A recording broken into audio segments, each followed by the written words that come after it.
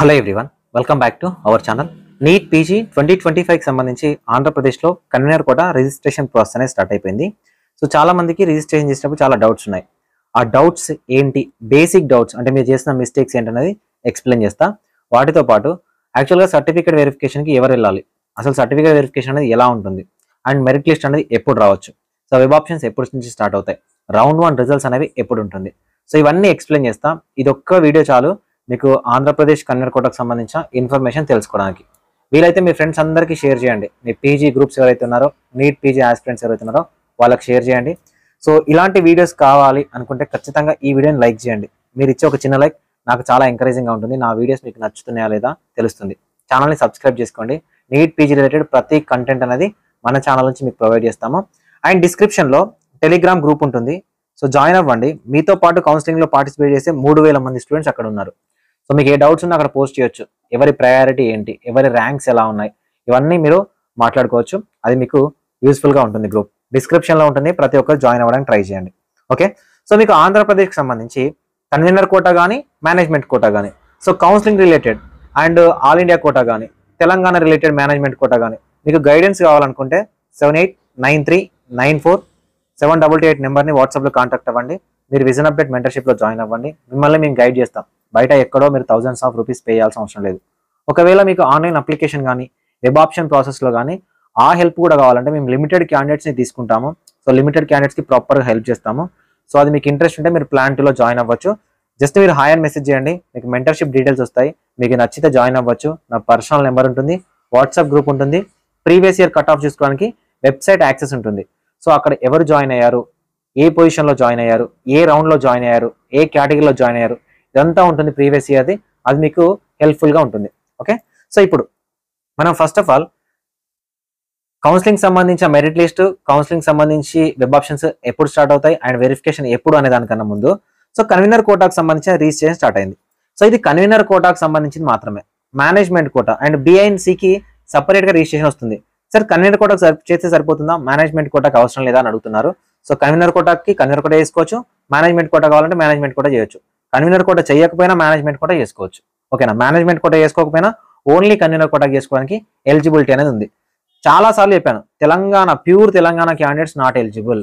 ఓకేనా, ఎవరైతే ఆంధ్రప్రదేశ్లో ఎంబీబీఎస్ చేశారో, ఓకేనా, ఆల్ అదర్ స్టేట్ క్యాండిడేట్స్ అయినప్పటికీ కూడా ఎంబీబీఎస్ ఎవరైతే కంప్లీట్ చేశారో వాళ్ళు ఎలిజిబుల్. ఎయిమ్స్ మంగళగిరిలో ఎవరైతే చదువుకున్నారో వాళ్ళు ఎలిజిబుల్. గీతం యూనివర్సిటీలో ఎవరైతే ఎంబీబీఎస్ కంప్లీట్ చేశారో వాళ్ళు ఎలిజిబుల్. ఎవరైతే ఆంధ్రప్రదేశ్ నేటివిటీ ఉండి ఎఫ్ఎంజీ క్యాండిడేట్స్ అవుతారో వాళ్ళు ఎలిజిబుల్. ఎవరైతే ఆంధ్రప్రదేశ్ నేటివిటీ ఉండి అదర్ స్టేట్లలో చదువుకున్న ఎంబీబీఎస్ క్యాండిడేట్ ఉంటారో వాళ్ళు కూడా ఎలిజిబుల్. ఎవరైనా కూడా రిజిస్ట్రేషన్ చేసుకోవచ్చు. Pure Telangana candidates, pure Karnataka candidates, pure Maharashtra candidates, ఓకేనా, వీళ్ళందరూ నాట్ ఎలిజిబుల్. ఓకేనా, వీళ్ళతో పాటు ఎవరైతే సెంట్రల్ గవర్నమెంట్ డిపార్ట్మెంట్లలో ఆంధ్రప్రదేశ్లో పనిచేస్తా ఉన్నారో వేరే స్టేట్ క్యాండిడేట్స్, వాళ్ళ పిల్లలు కూడా వేరే స్టేట్లో ఎక్కడ ఎంబీబీఎస్ చేసినా కూడా ఆంధ్రప్రదేశ్లో 15% ఆఫ్ ద అన్రిజర్వ్ సీట్స్కి ఎలిజిబిలిటీ ఉంటుంది. వీళ్ళు రిజిస్ట్రేషన్ చేసుకోవచ్చు. ఓకే, సో ఇది గుర్తుపెట్టుకోండి. సో నెక్స్ట్ చాలా మందికి వస్తున్న డౌట్ ఏంటంటే క్యాస్ట్. ఓకేనా, సో క్యాస్ట్ పేరుంది, సబ్ క్యాస్ట్ ఏంటి? ఫర్ ఎగ్జాంపుల్ ఓసీ అనుకోండి, రెడ్డి. సో ఆంధ్రప్రదేశ్లో రెడ్డికి సంబంధించి ఇంకేమైనా క్యాస్ట్లు ఉన్నాయా, కమ్మ, కాపు ఇలా ఉన్నారనుకోండి. సో అది ఓసీకి సంబంధించి క్యాస్ట్ మెన్షన్ చేయాలి, క్యాస్ట్ పేరు. లేదా బ్రాహ్మణ్, సో SC1 అయితే, సో SC2 అయితే, సో BCD అయితే, BCB అయితే, సో గౌడ్స్ అని లేకపోతే ఇలా మెన్షన్ చేయాలి. అంటే క్యాస్ట్ పేరు అనేది మెన్షన్ చేయాలి. ఓకేనా, దాంతోపాటు so caste certificate issued by AP సేవా సచివాలయం. ఓకేనా, ఏపీ సేవా సచివాలయం. సో ఈ పేరు మెన్షన్ చేయాల్సి ఉంటుంది. ఓకేనా, సో ఎంబీబీఎస్కి సంబంధించిన మీరు ఏవైతే డీటెయిల్స్ ఉన్నాయో, సో మీ హాల్ టికెట్ నెంబర్ కానీ, మీ మార్క్స్ కానీ, ఇవన్నీ కూడా మీకు ఆల్రెడీ తెలిసిపోతూ ఉంటాయి. చాలా చాలా ఈజీగా ఉంటుంది. ఇన్పుట్స్ ఉంటాయి మొత్తం అంతే. ఓకేనా, సో ఆ ఇన్పుట్స్ ఏవైతే ఉన్నాయో వాటిని మీరు జస్ట్ ఎంటర్ చేస్తే సరిపోతుంది. ఓకేనా, సో నెక్స్ట్ ఎంబీబీఎస్ బోనాఫైడ్, ఓకేనా, లేకపోతే స్టడీ సర్టిఫికేట్. ఏంటి సార్, రెండు ఒకటే అండి. ఓకేనా, బోనాఫైడ్ కానీ స్టడీ సర్టిఫికేట్ కానీ రెండు ఒకటే. అండ్ పేమెంట్కి క్రెడిట్ కార్డు కానీ, డెబిట్ కార్డు కానీ, ఇంటర్నెట్ బ్యాంకింగ్ ఉండాలి. యూపీఐ మెథడ్ అనేది అవసరం లేదు, అది యూజ్ఫుల్ అవ్వదు. ఓకేనా, సో ఇవి బేసిక్ డౌట్స్ మీరు మిస్టేక్ చేసేవి. సో ప్రతి డాక్యుమెంట్ని మీరు అప్లోడ్ చేయాలి. ఓకే, సో ఇప్పుడు సార్ ఎలా సార్ మేము అప్లోడ్ చేసాము, సబ్మిట్ చేసాము, ఓకేనా, ఎలా అసలు స్టెప్స్ ఏంటి? Registration, payment, certificate upload and submit. ఓకేనా. సో సబ్మిట్ చేశారు. సార్ మేము ఎలా చెక్ చేసుకోవాలి సార్ సర్టిఫికేట్ వెరిఫికేషన్ అయిపోయిందా లేదా అని ఎలా తెలుసుకోవాలి సార్ అంటే, సో ఫస్ట్ గుర్తుపెట్టుకోండి, సర్టిఫికేట్ వెరిఫికేషన్ అనేది ఫిజికల్ గా ఉండదు. ఓకేనా. మీరు ఫిజికల్ గా యూనివర్సిటీకి వెళ్ళాల్సిన పని లేదు. ఓన్లీ పీడబ్ల్యూడీ క్యాండిడేట్స్, సో కొన్నిసార్లు సర్వీస్ క్యాండిడేట్స్ వీళ్ళు కూడా పోవాల్సిన పని లేదు. ఓకేనా. సో వీళ్ళు మాత్రమే ఫిజికల్ వెరిఫికేషన్కి వెళ్ళాలి. రిమైనింగ్ క్యాండిడేట్స్ ఎవరు కూడా ఫిజికల్ గా వెరిఫికేషన్కి వెళ్ళాల్సిన పని లేదు, యూనివర్సిటీకి వెరిఫికేషన్ వెళ్ళాల్సిన పని లేదు. మీకు ఆన్లైన్ లోనే మీ సర్టిఫికేట్స్ అనేవి వెరిఫికేషన్ అవుతా ఉంటాయి. ఓకేనా. ఆన్లైన్ లోనే మీ సర్టిఫికేట్ వెరిఫికేషన్ అవుతాయి. సో మనం ప్రతి ఒక్క డాక్యుమెంట్ అప్లోడ్ చేస్తాం కదా, ప్రతి ఒక్క డాక్యుమెంట్ ని చాలా జాగ్రత్తగా అప్లోడ్ చేస్తే అక్కడ వెరిఫికేషన్ టీం ఎవరైతే ఉన్నారో మీ యొక్క అప్లికేషన్ లో ఉన్న డీటెయిల్స్ తో పాటు మీ సర్టిఫికేట్స్ అన్ని కూడా ఆన్లైన్ లోనే వెరిఫై చేస్తారు. ఓకేనా. సో ఏ క్యాండిడేట్ కూడా సర్టిఫికేట్ వెరిఫికేషన్ వెళ్ళాల్సిన పని లేదు. సో మాన్యువల్ గా వెరిఫికేషన్ ఉండదు, ఆన్లైన్ లోనే వెరిఫికేషన్ ఉంటుంది. ఓకేనా. ఆన్లైన్ వెరిఫికేషన్ అయిపోయిన తర్వాత సో ప్రతి ఒక్కరు డే టు డే మీరు చెక్ చేసుకోండి, లాగిన్ అవ్వండి. లాగిన్ డీటెయిల్స్ ఉన్నాయి కదా, PGCQ25 are PG25CQ me login ID ఉంటుంది కదా, ఆ లాగిన్ ఐడి అండ్ పాస్వర్డ్ మనమే క్రియేట్ చేసుకోవాలి. మెయిల్ పాస్వర్డ్ కాదు పెట్టాల్సింది, కొత్తగా మనం పాస్వర్డ్ క్రియేట్ చేసుకోవాలి. ఆ పాస్వర్డ్ తో లాగిన్ అవుతే సో ఇక్కడ సర్వీస్ సెక్షన్ ఉంది కదా, ఇక్కడ క్లిక్ చేస్తే మీకు అప్లికేషన్ ఫామ్ వస్తుంది. ఇది అప్లికేషన్ సబ్మిషన్ కోసం. అప్లికేషన్ అయిపోయిన తర్వాత వెరిఫై పేమెంట్ స్టేటస్, ఓకేనా, పేమెంట్ స్టేటస్ వస్తుంది. అండ్ దాంతోపాటు అప్లికేషన్ స్టేటస్ అని వస్తుంది. ఓకేనా. అప్లికేషన్ స్టేటస్ అని వస్తుంది. ఎలా ఉంటుంది సార్ అప్లికేషన్ స్టేటస్? ఇలా ఉంటుందండి. ఓకేనా. Hall ticket number, registration number, applicant name, mobile number, gender, email, BCD, payment success, transaction date, application సబ్మిటెడా కాదా, ఇలా ఉంటుంది. ఓకేనా. అప్లికేషన్ సబ్మిటెడ్ ఉంది. సో ఇక్కడ మీకు మీ యొక్క అప్లికేషన్ వెరిఫై అవుతా ఉంటే వెరిఫికేషన్ 1 ఆఫీసర్ అప్రూవ్డ్ అని వస్తుంది, VO1 అప్రూవ్డ్ అని వస్తుంది. ఓకేనా. ఆల్మోస్ట్ అందరికీ వచ్చేస్తాయి VO1 అప్రూవ్డ్. VO1 అప్రూవ్డ్ వచ్చిన తర్వాత, ఓకేనా, VO1 అప్రూవ్డ్ వచ్చిన తర్వాత ఏమైనా డాక్యుమెంట్స్ అనేవి మీకు ప్రాపర్ గా లేకపోతే రీఅప్లోడ్ డాక్యుమెంట్స్ అని వస్తుంది. ఓకేనా. రీఅప్లోడ్ డాక్యుమెంట్స్ అని వస్తుంది. అప్పుడు మీకు మెయిల్ వస్తుంది, ఆన్ టైంలో మీరు రెస్పాండ్ అవ్వాలి. ఆన్ టైంలో రెస్పాండ్ అవ్వకపోతే మీ అప్లికేషన్ రిజెక్ట్ అవుతుంది. ఆ అప్లికేషన్ ని రీఅప్లోడ్ చేయాల్సి ఉంటుంది. సో ఇలాంటి సర్వీస్ మేము విజన్ అప్డేట్ నుంచి ఇస్తాము, మీకు రీఅప్లోడ్ వెళ్ళకుండా రిజెక్ట్ అవ్వకుండా. ఓకే. సో రీఅప్లోడ్ చేయాల్సి ఉంటుంది. సో రీఅప్లోడ్ అయిపోయిన తర్వాత అప్లికేషన్ చేసిన అందరికీ కూడా వెరిఫికేషన్ ఆఫీసర్ 2 కానీ అప్రూవ్డ్ కానీ, ఓకేనా. సో ఇలా వస్తుంది. ఓకే. ఇలా వచ్చేస్తుంది. ఇలా వచ్చిన తర్వాత ఓకే, ఇలా వచ్చిన తర్వాత స్టేట్ మెరిట్ లిస్ట్ రిలీజ్ అవుతుంది. ఓకే. State merit list.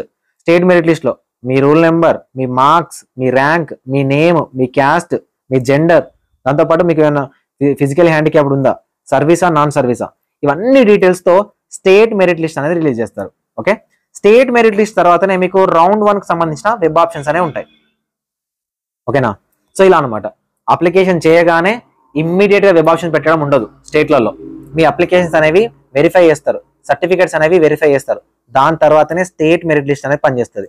ఈ స్టేట్ మెరిట్ లిస్ట్ వచ్చిన తర్వాతనే మీకు ఎక్కడ సీట్ వస్తుంది ఏంటి అనేది చెప్పడానికి ఛాన్సెస్ అనేవి ఉంటాయి. ఓకేనా. సో ఇదనమాట. సో ఇప్పుడు సార్ అప్లికేషన్ చేస్తా ఉన్నాం కదా, మరి రౌండ్ 1 కి సంబంధించిన మెరిట్ లిస్ట్ ఎప్పుడు వస్తుంది? ఓకేనా. సో రౌండ్ 1 కి సంబంధించిన మెరిట్ లిస్ట్ అనేది ఎప్పుడు వస్తుంది సార్? సో రౌండ్ 1 కి సంబంధించిన మెరిట్ లిస్ట్ మీకు 25th, ఓకేనా, 25th వరకు అప్లికేషన్స్ ఉన్నాయి. 2 to 3 days మళ్ళీ ఛాన్స్ ఇవ్వచ్చు. ఓకేనా, ఎక్స్టెన్షన్ కి, అప్లికేషన్ కి. దీని తర్వాత లేట్ ఫీజ్ తోని మళ్ళీ ఒక 2 to 3 days ఇవ్వచ్చు ఆప్షన్స్. సో దీని తర్వాత ప్రతి ఒక్క క్యాండిడేట్, ఫర్ ఎగ్జాంపుల్ ఒక 4000 మెంబర్స్ అప్లికేషన్ చేశారు అనుకోండి, వీళ్ళ యొక్క సర్టిఫికేట్ వెరిఫికేషన్ అనేది కంప్లీట్ అయిపోయిన తర్వాతనే మెరిట్ లిస్ట్ అనేది వస్తుంది. గుర్తుపెట్టుకోండి. ఓకేనా. మెరిట్ లిస్ట్ అనేది వస్తుంది. ప్రతి ఒక్క క్యాండిడేట్ అప్లికేషన్ వెరిఫై అయిన తర్వాతనే మెరిట్ లిస్ట్ అనేది వస్తుంది. ఓకేనా. సో అది రావడానికి యూనివర్సిటీ చేతిలో ఉంటుంది. ఎప్పుడు అప్లికేషన్స్ అనేవి వెరిఫై అవుతాయి అప్పుడు మెరిట్ లిస్ట్ అనేది రిలీజ్ అవుతుంది. ఓకేనా. ఇది first thing. Next sir round 1 web options ఎప్పుడు ఉంటాయి, అసలు రౌండ్ 1 రిజల్ట్ ఎప్పుడు ఉంటుంది? ఇప్పటి వరకు మనకు ఆల్ ఇండియా కోటాలో, ఓకేనా, ఆల్ ఇండియా కోటాలో MCC నుంచి అసలు షెడ్యూల్ ఏం రాలేదు. ఆల్ ఇండియా కోటా రౌండ్ 1 అనేది కంప్లీట్ అవ్వలేదు. ఎప్పుడైనా కూడా మనకు all India quota round 1 complete అయిపోయిన తర్వాతనే స్టేట్లలో రౌండ్ 1 అనేది చేస్తారు. ఓకేనా. సో ఇలా చేయడమే స్టేట్ స్టూడెంట్స్ కి కావాలన్నమాట. దానివల్ల మెరిట్ క్యాండిడేట్స్ అందరూ ఆల్ ఇండియా కోటాకి వెళ్ళిపోతే స్టేట్ లో బెటర్ ర్యాంక్స్ కి వస్తాయి.